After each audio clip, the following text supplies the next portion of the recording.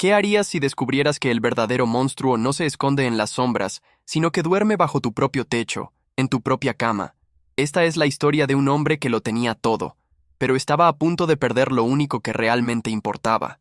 Arturo Montenegro cerró un negocio de $1.000 millones desde su penthouse en Dubái. La ciudad brillaba a sus pies, un imperio de cristal y acero, pero su mirada estaba perdida en la pantalla de su celular, en la foto de un joven que apenas reconocía, su hijo, Mateo.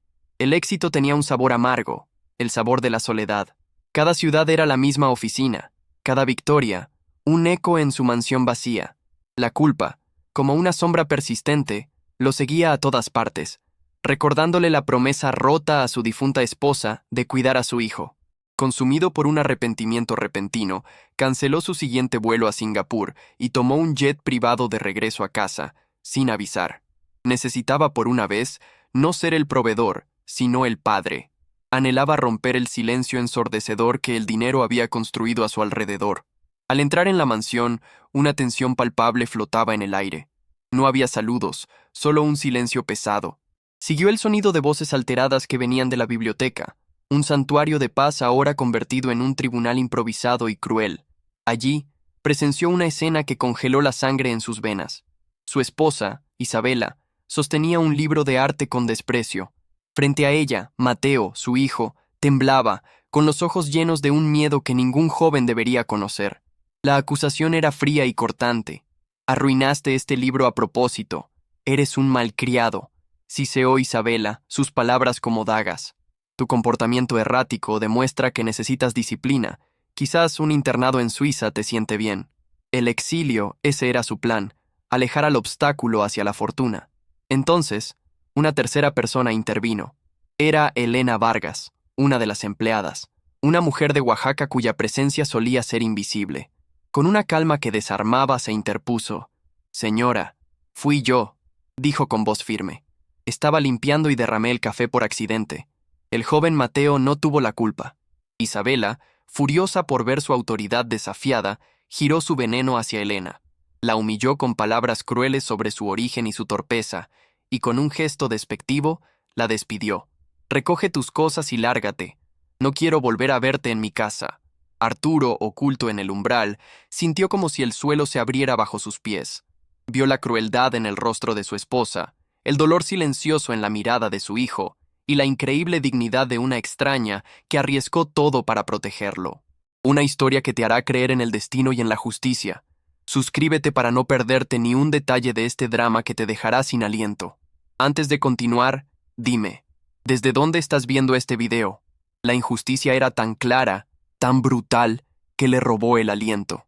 En ese instante, su mundo de cifras y contratos se hizo pedazos. Vio la verdad que había ignorado por años. Su hijo vivía aterrorizado y la única persona que lo defendía estaba siendo expulsada. El universo le estaba presentando una elección. Podía permanecer en las sombras, permitir que la injusticia continuara y que su hijo se hundiera más en la desesperación. O podía salir a la luz y enfrentar la tormenta que él mismo había permitido que se gestara. Elena, con la cabeza en alto, se dirigió hacia la salida, aceptando su destino con una resignación que partía el alma. Para ella, era el fin de un trabajo. Para Mateo, era el fin de su única aliada, su único refugio en esa jaula de oro.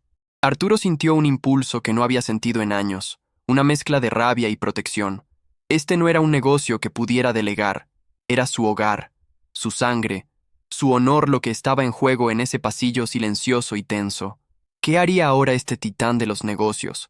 Este hombre que podía mover mercados con una llamada. Dejaría ir a la única persona que había mostrado verdadera lealtad a su hijo, abandonándolo a la tiranía de su madrastra. La decisión que tomara en los siguientes segundos lo cambiaría todo. Espere. Una voz grave y autoritaria resonó en el pasillo. Arturo salió de las sombras, su presencia llenando el espacio. Isabela se quedó helada, su rostro una máscara de sorpresa. Elena se detuvo, confundida, sin entender qué estaba pasando. Ella no se va a ninguna parte, declaró Arturo, su mirada fija en su esposa, pero sus palabras eran para proteger a Elena. La necesito para organizar el evento de la fundación la próxima semana. Su despido puede esperar. La excusa era débil, pero su tono no admitía discusión.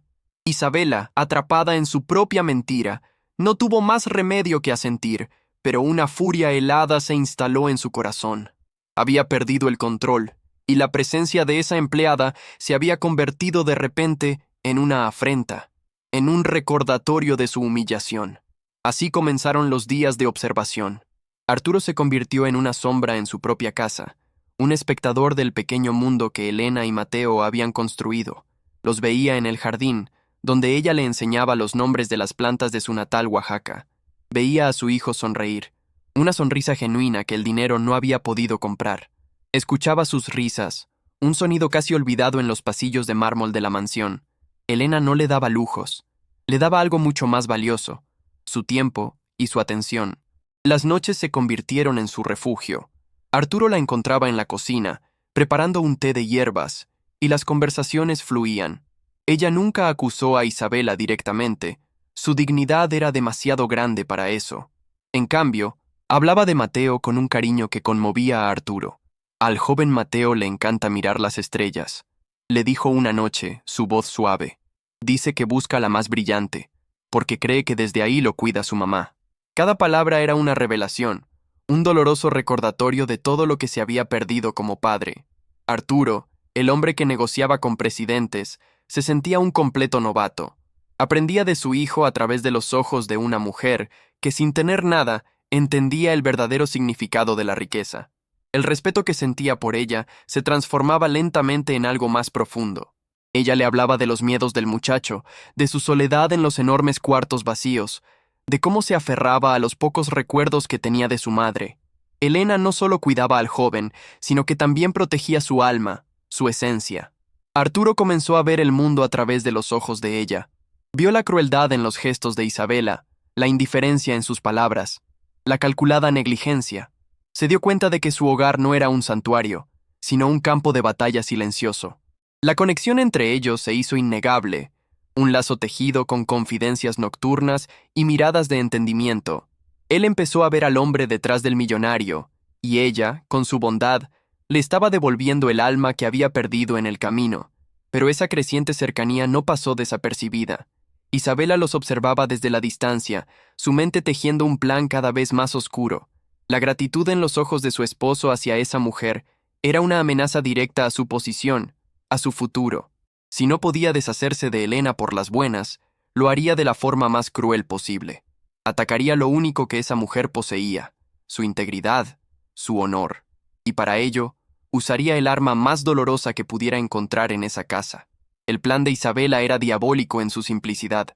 Tomó de su joyero un objeto sagrado, un delicado collar de diamantes que había pertenecido a la primera esposa de Arturo, un tesoro cargado de recuerdos y promesas, la memoria de un amor perdido. Con el corazón lleno de veneno, esperó el momento perfecto. Se deslizó en el cuarto de Elena cuando ella no estaba, y con manos frías y calculadoras, escondió el collar en el fondo de su humilde bolso de tela. La trampa estaba lista. A la mañana siguiente, Isabela desató el infierno. Con gritos y falsas lágrimas, anunció que el collar había desaparecido. Acusó directamente a Elena, la única persona extraña en la casa, la advenediza que se había ganado la confianza de su marido. Frente a un Arturo atónito, Isabela ordenó revisar las pertenencias de Elena, y allí, para el horror de todos, apareció el collar de diamantes, brillando como una serpiente venenosa en medio de las pocas y pobres cosas que Elena poseía. ¡Ladrona!, gritó Isabela, con un triunfo perverso en su mirada.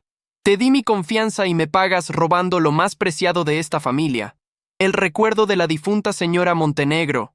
La injusticia era ahora un abismo insondable, un golpe maestro de crueldad. Elena palideció, incapaz de articular palabra. Su mirada se cruzó con la de Arturo, una súplica silenciosa en medio de la humillación. Todo su mundo se derrumbaba por una mentira, una calumnia que manchaba su honor de la forma más dolorosa. Isabela no solo la estaba acusando de un robo, estaba profanando la memoria de la madre de Mateo para destruirla.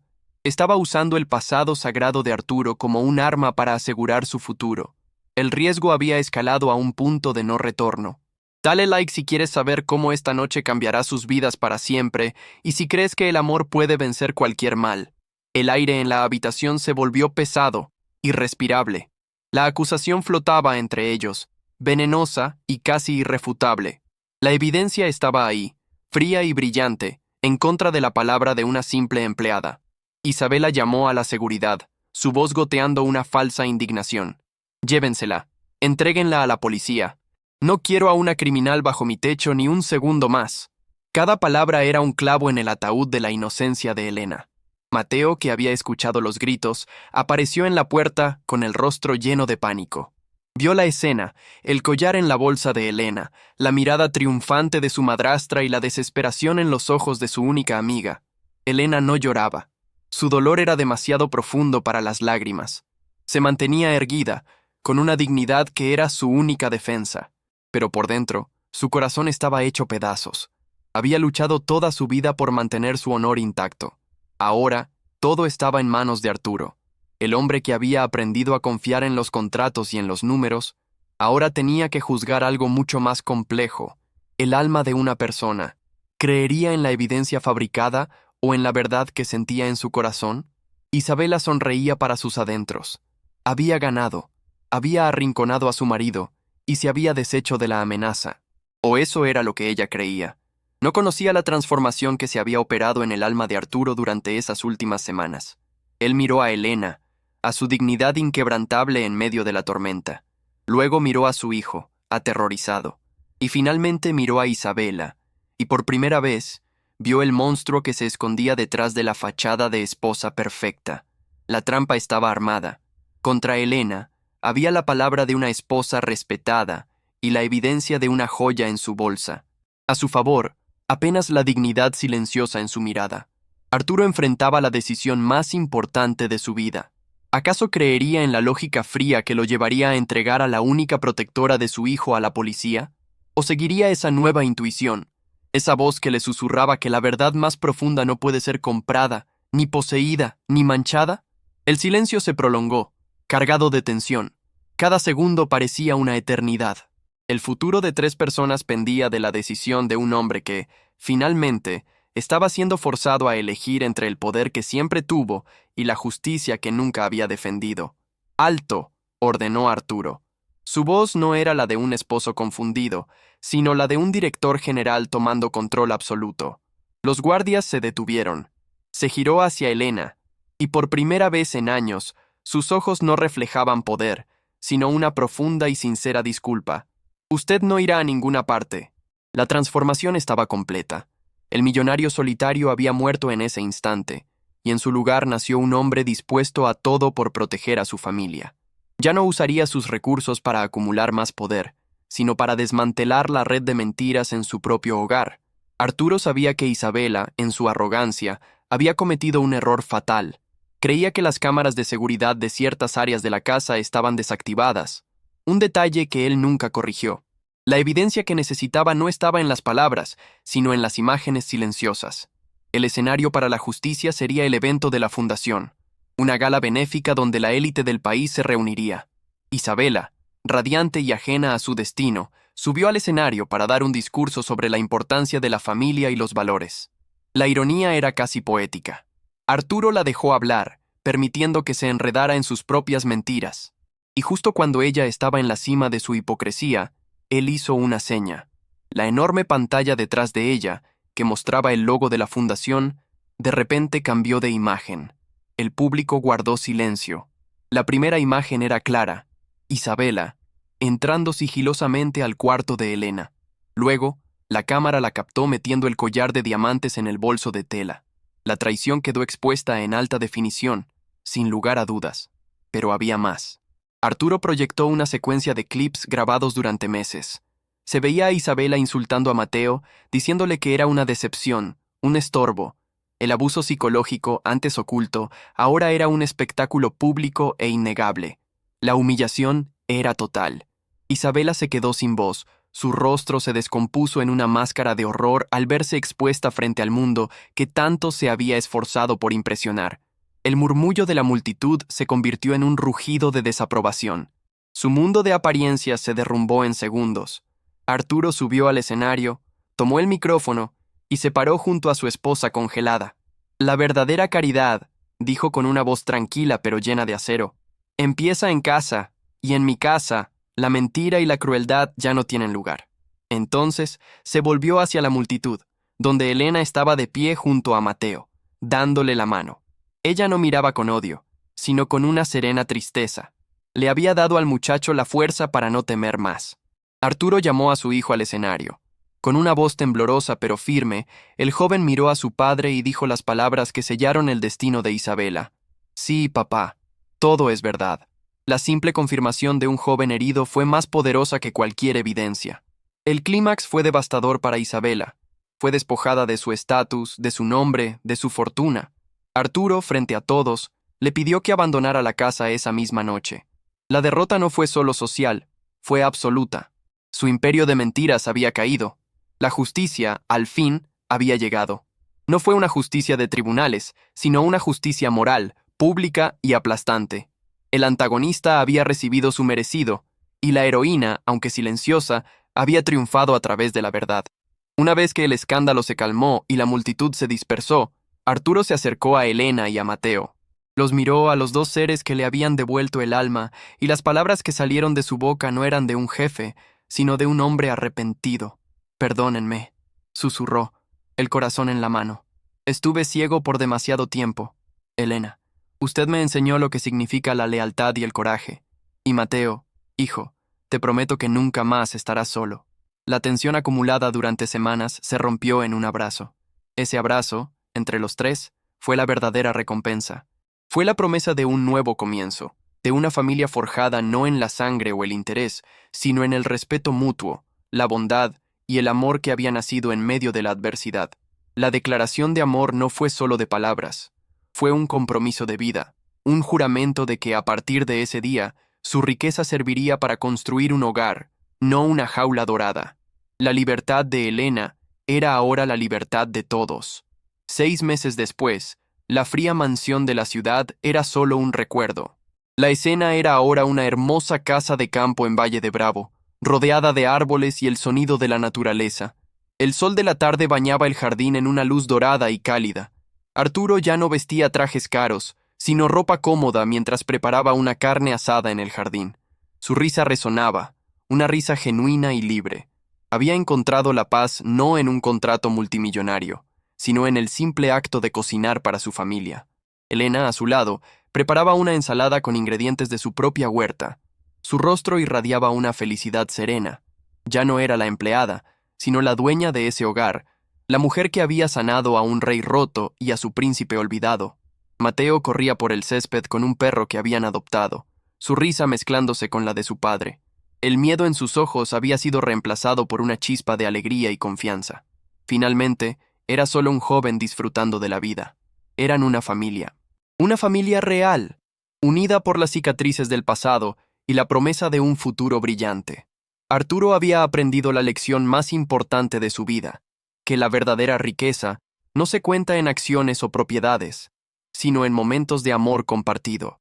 Había encontrado en la humildad de Elena y el amor de su hijo el tesoro que siempre había buscado. El dinero no compraba la felicidad, pero el amor, la justicia y la dignidad, cuando se unían, podían construir un paraíso en la tierra. Si esta historia tocó tu corazón, déjanos saber en los comentarios qué parte te emocionó más. ¿Crees que Arturo tomó la decisión correcta? Tu opinión es muy importante. No olvides suscribirte al canal para más historias que te harán creer en la magia de la vida. Dale like si crees que la verdad siempre triunfa y comparte esta historia con alguien que necesite recordar que nunca es tarde para hacer lo correcto.